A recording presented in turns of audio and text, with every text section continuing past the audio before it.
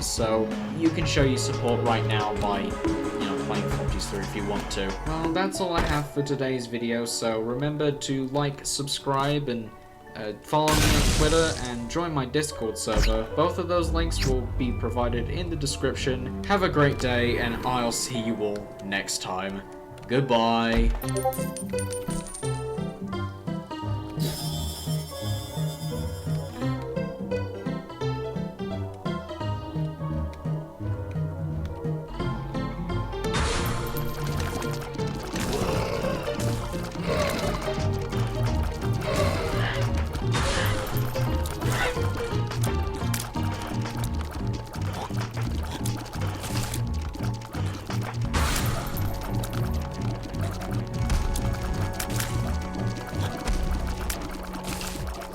Later, old sport.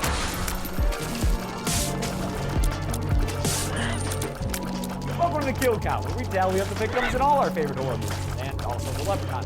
I'm James A. Denise, and today we're looking at Leprechaun Back to the Hood, released direct-to-video in 2003. Back to the Hood doesn't have anything to do with it. Not even the one that's recorded to going back to the film. One thing it does share with that movie is having a real talented cast. The quartet of lead actors are Tangi Miller, Laz Alonso, Kate Kennedy, and Sherry Jackson. All of them putting serious performances that are leagues better than what we got in this first quarter. Shit, Laz Alonso so good, he wound up in a Fast and Furious freaking Avatar. Writer director Stephen Iron Louis changed up the Leprechaun character for this movie, getting rid of his limericks and most of his magic, and instead turned him into an ancient evil folk creature, complete with a new outfit that I personally really dig. Hopefully Warwick Davis liked it too, since this would be his last time playing the little shit. How many kills did Davis's Lep get on his farewell tour of the Hood? Let's find out and get to them. The movie begins with a Disney-style book telling us backstory through some pretty cool animation. We learned that leprechauns are forest spirits who guarded their gold from falling into the hands of wicked men. Side note, I've seen some kill counts online include knights and kings who die in this animation, but I'm not going to put them on my list because it's more of a folktale told within the movie. Anyway, when the leprechauns considered their job done, they went back to living in the woods, all except for one little shit who refused to go back home. Are you too good for your home, leprechaun? Answer me! Cut to this dude, Father Jacob, who's looking real crazed and fearful, and sweaty. He's so off his rocker that he attacks a friggin' rainbow with a shovel. Careful there, man. You might accidentally hit that little lad who loves berries and cream. Eventually, we see what he's so afraid of. It's Leprechaun in his cool new clothes. Looking kind of babadooky there, leper boy. Jacob gets all crazy-eyed and starts splashing the leper goat with some holy clover water. Lep gets so pissed they get into a little slashy stabby fight. Jacob comes out on top and banishes Lep back into the earth from whence he came. So Lep gets dragged down into the ground by a bunch of hands. Man, I wish a Freddy Lep would pop up and grab his little leprechaun hand. His mission accomplished, Jacob apologizes to this youth center sign and dies. Shame about that weird shiny CG blood coming out of him, but whatever, I guess. Go with God. It's 1 year later now, and it doesn't look like that youth center was in too. The project died with Father Jacob, as we learned from our soon-to-be heroes, Emily, and her friends Lisa and Jamie. Lisa's great because she's real good at spelling out the movie's themes without any subtlety. Every time something good's about to happen, somebody else gotta go and fuck it up. Jamie, meanwhile, was in some serious shit with this dude Watson because he owes him money for drugs, and so Watson shakes him down, takes his shoes, and gives him till the end of the week to pay him. Sounds like Jamie's life needs to take a serious U-turn. Watson's also got a problem with Emily's ex-boyfriend Rory, and goes wild. Emily and Lisa have a little car malfunction, which triggers another overt thematic statement from Lisa. What's it gonna get better for, Sam? Why our lives gotta be like this? Emily promises that things will get better, an optimism that keeps her working at a beauty salon while she tries to save up for college. Some peanut gallery ladies make fun of her for wanting to go to Kansas State, but Emily's bigger annoyance is Chanel, the chick dating her ex Rory, and who's played by the absolutely lovely Lisa Sharp. Can I get some service up in here? Okay, so her character's not exactly lovely here, but from my experience watching Lethal Weapon footage at my old job, she is a gem of a person. Emily and Lisa go to a psychic, Esmeralda, who looks into her scale model son and starts talking to Emily about how she lost her man and shit. Way to pick a that scam lady. But then she excites Emily by saying she'll come into riches soon. But not so fast there, Em, because some freaky-deaky light flickering happens, and Esmeralda flips out, saying the treasure must be denied when offered, because it'll actually be a little shitty. Cue a fucking pace peel transition to a scene where Jamie's getting so movie high, he thinks his dog is asking him for a hit. No, you can't have none. He finds a 4-leaf clover in the weed he bought from Rory, so he goes to complain and tell Rory that he needs better customer service. Do I look like a Kmart? He also tries real hard to convince Rory that the new slang everyone's using is the word ninja. Filled with clovers, ninja. Ninja? I don't think it's gonna stick. I don't know who's the more annoying customer for Rory, Jamie, or this movie's coolest white dude character who buys Rory's weed for his ambiguous clients? My clients love this shit. I swear I sell more because of this. Raw Nick! Jamie brings Rory to a little picnic they're all having at the youth center construction site when, holy shit, it's a goddamn rainbow! It feels so good. Get that color all over my body. Yeah, I have no idea what happened. But when Rory tries to talk to Emily, who's super mad at him for the whole drug dealing thing, she walks away and falls into a friggin' pit. They didn't get far on that youth center project, but I guess they at least broke ground. Rory runs off to get help, and Emily just decides to explore the subterranean master plan filled with candles and cobwebs and a fun-sized treasure chest. Rory comes down just in time to join Emily as she opens Marcellus Wallace's briefcase. They count up the souls, or gold, and figure out that there's a whole lot of money here, and Emily's happy to share it equally among the four of them. It's more than enough. We can all benefit from this. Yep, as long as they spend it responsibly. What do you think the odds of that happening are? Not high, because the next thing we get is a montage. And I ain't never seen no fiscally responsible montage. Nah, these ladies buy a car that's probably too expensive and take their riches to Rodeo Drive, a famously expensive shopping district in the famously expensive Beverly Hills. It's where they rode horses in The Bachelorette last season, a reference my viewing demographic is sure to appreciate. As far as the dudes go, Jamie responsibly pays back Watson to get out of debt and irresponsibly buys 2 garbage bags full of weed from him too. And Rory bought Chanel a whole bunch of stuff, as well as a Glock for himself, although she's free to grab his gun whenever she pleases. With his gold button power activated, the left man awakened, plunged through a shallow dirt bed and broke the open air above him. He must really want to get far from the ground after that miracle. He perched in the tree like a guard drill, watching Lisa drive around the corner. That means he probably found out about this party they're having where they're playing some off-brand Nelly.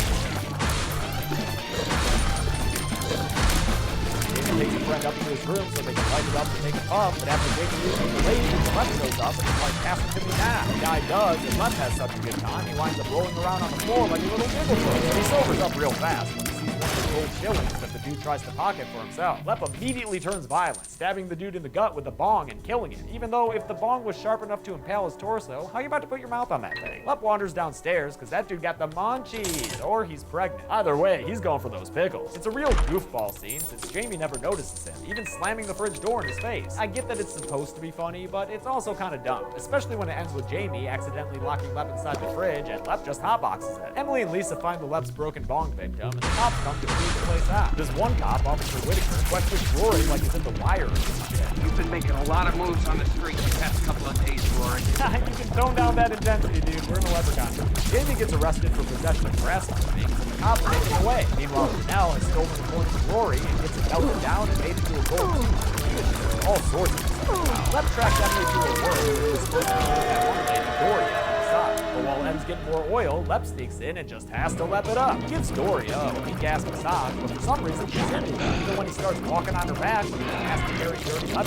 But then his killing machine takes over, and he just reaches down and breaks this lady's neck. This is Lep being a grade A little shit. Doria didn't take any of his gold or anything he told Lep. Lep attacks Emily and tries to stab her with a pair of scissors, but she fights back by grabbing a hair trimmer and stabbing him in the eye with it. It's a solid bit of gore, complete with green blood, and it only gets more painful to watch when the cord yanks Lep down to the floor. He ends the fun bit by ripping it out and temporarily losing an eye. Emily runs to Rory and says they have to return everything they've bought with the gold, and she tells the same to Jamie when he conveniently drives up to them to deliver a curbside So You Think You Can Dance audition. He's not able to get to Lisa, though, who's home by herself until the leprechaun comes and trips her to the ground. They engage in a cat and mouse chase, with Lep Jack Torrencing his way through the bathroom door and Lisa using a hairspray flamethrower on his face. But you know Lep's gonna win this at the end, after he appears in the bathroom and leaps on her, then uses his little Lep hand to punch a hole in Lisa's stomach. She dies slowly, surely wondering what she did to deserve to have this nasty fuck as the last thing she ever saw. The others get to Lisa's house and find her body, then retreat back to Emily's house where she says they have to give back all the gold they took. But there's barely anything left since Rory spent most of his. Easy come, easy go. When she throws the chest at him, they realize that it's magically refilled itself with souls, or gold, and that it's a trick that it can repeat at will, apparently. Emily is still adamant they return it, but while she's in the other room, Rory apparently takes it and bails. Lep comes after Emily that night, merely wanting revenge for the barbershop ass beating she delivered, but he sucks so bad that she fends him off with a book. But wait, he's not done yet. Oh, from the top turnbuckle, it's a flying leprechaun! That aerial maneuver almost gets him the win, but oh my god, is that Rory's music? It is! And he's there with a drive-by batting. Oh, it's a signature move. Then Rory just runs the Lep over, which is just kind of manslaughter, and he gets Emily to saddle up with him and ride. Lep angrily walks after them as the scene fades to morning. I'm sorry, what was that? That's what that morning, Leprechaun visits Chanel, who doesn't waste any time whipping out the shotgun and shooting Lep with it. Leprechaun. He's fine, of course, and pulls her to the ground where he sees something he likes. Yep, it's her gold tooth. Unless you think ripping out a tooth isn't fatal, we see that Lep apparently went overboard when he tosses her jaw to the ground. Rory and Emily speed on their bike past those cops so they corner them on their overpass, and we get another wacky Star Wars transition that the editors found in iMovie. They're actually everywhere in this movie. I just don't have the time to show you all. The cops get physical and confiscate the treasure box, and since it's illegal to be in possession of that many souls, or gold, damn, Rory and Emily get cuffed and put in the back of the cruiser. But don't look now, it's notorious civil rights lawyer Leprechaun, and he knows those kids just got busted on a trumped-up charge. Lep files his complaint with the PD by shivving Officer Thompson in the gut with his own flashlight and tossing him aside. Consider your ass guilty of being dead. Officer Whitaker tries to shoot at the incoming Lep, and then has a pretty sweet MMA fight with the little kid until Lep grabs his leg and, wait for it, yeah, look down there, dude, rips it right the fuck off. That wacky Lep is holding it in his hands, but Whitaker doesn't die right away because, after all, it's just a flesh wound. He hops at Lep a few times in an effort to reclaim his limb before he finally falls to the ground. Alright, he'll call it a draw. Lep goes after Emily Rory next, but Emily manages to grab the police shotgun and participate in that old reliable pastime of shooting Leprechaun. Good time to mention that now I know Dr. Shells don't go into the Leprechaun. That's the part that falls to the ground next. Thank you for correcting me in the comments for my left one kill count. Now I know better. Rory and Emily scoop up Jamie, and they get rid of the gold, but then they get cornered by Watson and his crew, and he steals the gold from Rory for himself before going to exact some non-monetary transactions. That's when a police car comes. It's a solid gag. The cop's footsteps out of the vehicle, only for us to see that it's the cash trim of Officer Whitaker, and that it was actually Leprechaun driving that police car. Lep tells Watson that the gold he just took is rightfully his, and demands it back from him, but in another decently funny gag, Watson puts him on hold as he takes a call from a lady who's all like, Watson, come here, I want to see you. After Watson gets her to take a rain check, he proceeds to uppercut Lep into a trash can. But Lep dusts himself off and urges Watson to beat the shit out of him. Guess you never saw any of the other Leprechaun movies, Watson, because Lep could take a beating. Leprechaun basically pulls a Manhattan rooftop Jason here, tiring Watson out before delivering a fatal blow, which in this case means stabbing into Watson's gut and ripping out his still beating prop. Watson's gang takes an immediate disliking to Leprechaun and opens fire on him with a whole arsenal of guns. They just tear into the little kid and get him looking like that Part 1 puppet that fell into the well. But then the puppet turns back into Warwick Davis, who tries out that hip new youth slang. What's up, ninjas? Nope, sounds good. Then he fights them all, but I don't think these first two dudes get killed, because I'm just hearing standard punching sound effects. Lep does kill Cedric, though, after he jumps on him and tears into his throat. Rory manages to get Lep off, but in his leg, Cedric bleeds out to death as he looks into Rory's eyes, all like, hey man, can you believe a Leprechaun just did this shit to me? Lep turns his attention to Rory next, only to get hit by a car scary movie style by Emily and Jamie. They think they're in the clear, but Lep is sideshow bobbing underneath that car, with some real jank looking special effects that only get worse when he looks through a hole in the car floor that he tore out. They're eventually able to shake him off the vehicle and drive away, heading straight to Esmeralda's to get some help. Esmeralda tells them all the backstory of the leprechauns that we learned in the opening animation sequence, and then says that he has two weaknesses. His gold and four-leaf clover. Good thing Jamie's got some of Rory's weed on him, and that it just so happens to have clovers in it. Rory gets to work chopping up the clovers and putting them inside the hollow tip bullets for his Glock. Then we clock wipe away to Rory and Jamie getting ready for the big leprechaun showdown. Let the boy bust down the door, and Rory just shoots him friggin' immediately. He puts a few more rounds in him, which causes Lep to bleed out yellow floating bubbles. But when his gun gets jammed, Lep just sucks all those little orbs back into his chest and knocks down both Rory and Emily. Jamie enters the match with the home run bat, but Lep breaks it over the knee and stabs Jamie in the leg with it. But guns and baseball bats are boring. Let's have a motherfucking magic fight between Esmeralda and Leprechaun. Hell yeah! He starts hitting him up with some powerful blue magic orbs and shit. He seems to have the upper hand until Lep's eyes glow red and he growls like a demon. Straight for the top. Esmeralda screams to death in an exterior shot. We'll never know when dark magic is used to kill her with it, but their storm eyes tell me she's pretty dead. Rory and Emily escape and wind up on top of the roof. Lep is able to move transport to where they are and look into another, beat them up, knock them down. Emily puts it on pause when she grabs the treasure chest and starts throwing the gold shillings off the roof and into the drying cement. Emily's able to get away from the Lep and winds up in a couple of nightmarish locations. Finally catches up to her. In the last-ditch effort to shoot him, Emily opens up the furnace and tosses his chest of gold into it. Then she tosses him down as well and locks him up like an evil Lepian. He burns up all nasty, melting into his gross green sweaty skull. But when Emily goes to get Rory from the rooftop, she's followed by a rainbow. This little Skittles motherfucker doesn't know when to stop. He ends up knocking Rory down and throwing Emily off the roof, so she's hanging on to the edge for dear life. Watch it, man. This dude loves playing this little thing. What looks like the only one going wee today is Leprechaun. Rory gets his block working and shoots Leprechaun with the remaining clover bullets. spurring some more weird yellow bubbles out of his body. As Rory heroically rescues Emily from the edge, Lep manages to just suck those orbs back inside of himself again and take like 1,001 more bullets. Seriously, what is up with those orbs? They don't seem to do anything. Because what really spells the end of Lep is Emily hitting him with the treasure chest and knocking him off the roof to fall down, down, down with all of his shillings into a perfectly left-sized little pool of wet cement. Lep takes a really long time terminating his way down below the surface, but eventually he's fully submerged. I'll go ahead and count on the list. The rooftop hug signals the end of our story. Oh wait, let's denouement with some basic Grey sounding music over a happy motorcycle montage. Nice. We also get confirmation that Jamie lived. Oh, and look, the youth center finally opened. Good time. The end. Close that motherfucking book. Lep went back to the hood, but did he pick up more kills on his second visit? Let's find out and get the numbers. There were 11 victims in Leprechaun Back to the Hood, meaning that the kills managed to steadily increase for every Warwick Davis Leprechaun movie. Good work, Lep. The victims included 7 men and 4 women, the most balanced gender breakdown for a Leprechaun movie yet. With a runtime of 90 minutes, that comes out to a kill on average every 6.18 minutes. I'll give the golden chainsaw for coolest kill to Officer Whitaker. Tearing a leg off is one of the more graphic kills Lep has done, but what really seals the deal is Whitaker's reluctance to give up and die, as well as the post-mortem use his leg gets for that funny police car gag. The all machete for lamest kill will go to Doria, not only because it's a return to those lame neck snaps from the first couple of movies, but also because she didn't do anything, Lep. And that's it. Leprechaun Back to the Hood came out on video in 2003 and would be Warwick Davis's last dance with Leprechaun. I'll admit that while covering these movies, I've developed a slight fondness for the little shit, so it's a real shame to have to trade him in for the thing we did in Leprechaun Origins. We'll look at that reboot on Friday, but until then, I'm James A. Denise. This has been the Kill Count. Thanks a lot for watching today's Kill Count. I want to thank a couple of patrons like Lee Chapman and Eddie Villegas. I got some bad news for you. There's only one Leprechaun movie left. Don't you wish there were like a dozen of these things? Don't expect Leprechaun Origins to be anything like the movies that we just covered, because it is not. And for everyone wanting to know the next franchise, you'll find out soon. I'll see you on Friday for that. And unlike that little shit Leprechaun, be good people. This video was part 3, and also kind of a part 2 to these 2 videos. So if you haven't seen them before, I recommend you at least watch the more recent one. But if you're not in the mood to sit through like 40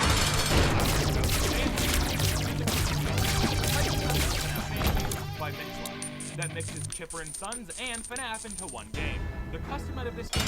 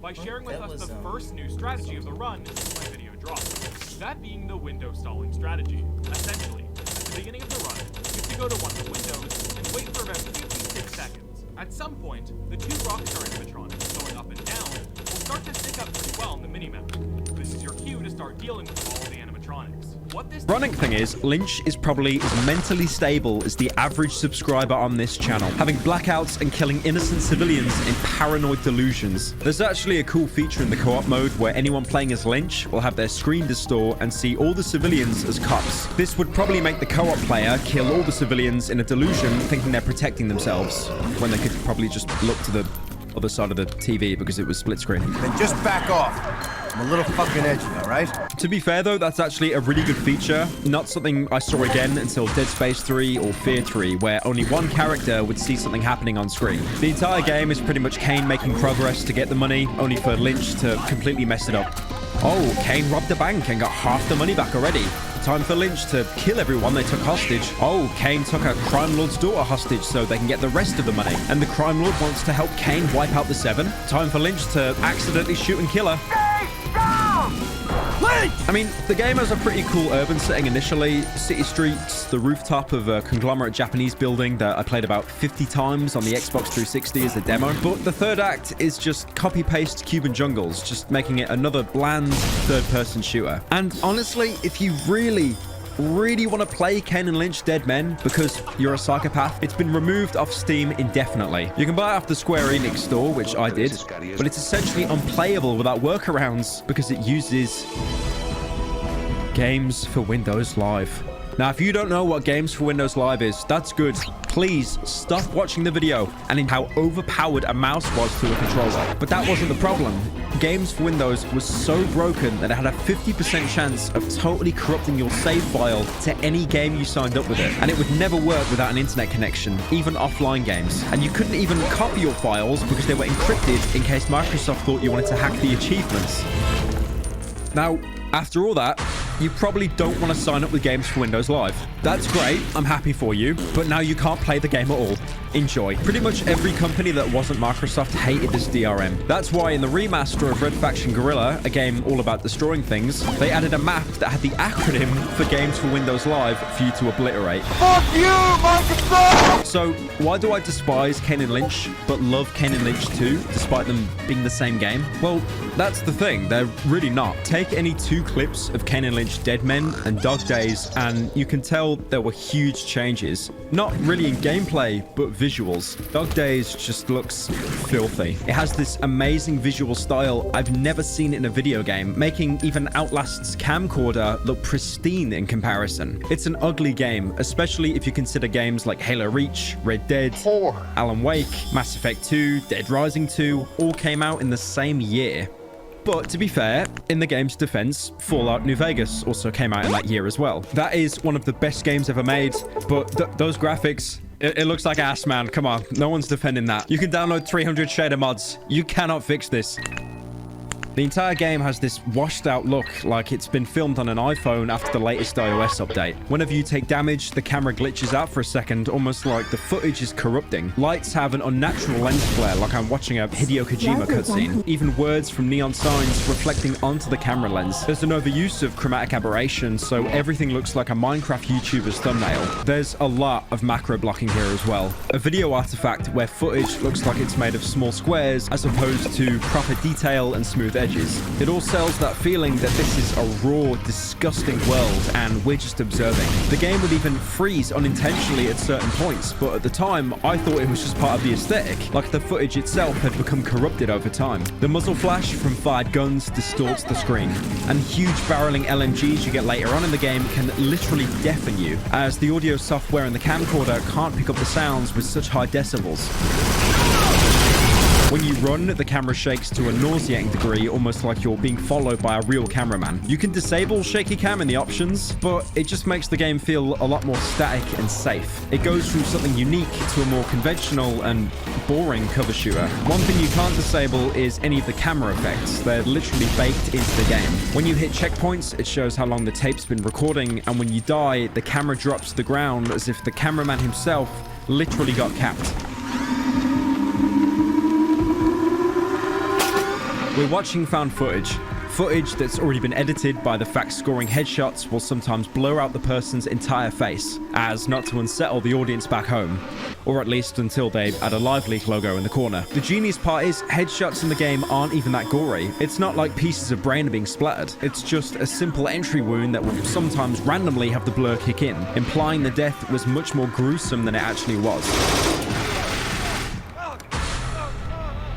Loading screens don't load, they buffer the next recording, and the screens themselves display previews of what the camera had already captured that day, almost like the thumbnail of a YouTube video. You'll hear Kane and Lynch talking about their next move while GSM interference plays in the background. It's me. Call me back. Blank range is a blessing in this game, so it's always important to hoard long-range firearms. The fuck just happened? I don't know. You! Shut it! Get that bloody door open! We'll have a sodding heart attack!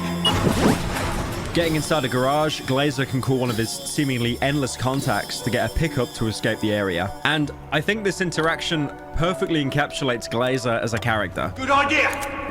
Finally, I'm getting my money's worth. Dude, what's the bloody number? Hello? That's me. We're in a situation.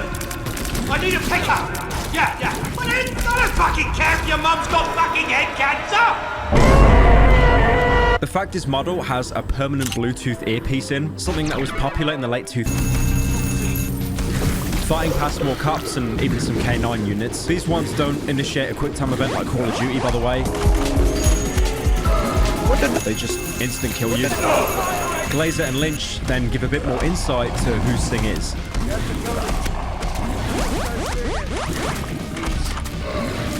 Trouble. Drugs, prostitution, you name it. Nothing is beneath this concept. Genius with a knife. You know what I mean? Used to do business. Way back, the Chinks still worship Western currency. I love during that conversation, half the lip movement doesn't even trigger, and you have to stand completely still, because if you move, there's a chance the dialogue just wouldn't load. Again, AAA gaming is flawless. Singh is someone Glazer has dealt with, but doesn't want to. And keep in mind, Glazer is scum. So for him to be afraid of someone in Shanghai, that means they're really not a good character. I love how the roles are reversed here. I know you're playing as Lynch instead of Kane, but the first game, Kane was teaching Lynch about how the world worked, but China is totally alien to Kane, so now Lynch has to do the world building for him. You can even cut off the dialogue early by kicking a door down, which reveals the next area you're fighting in. Drugs, prostitution, you name it. Nothing. Careful, mate. I think it's perfectly symbolic, and I'm definitely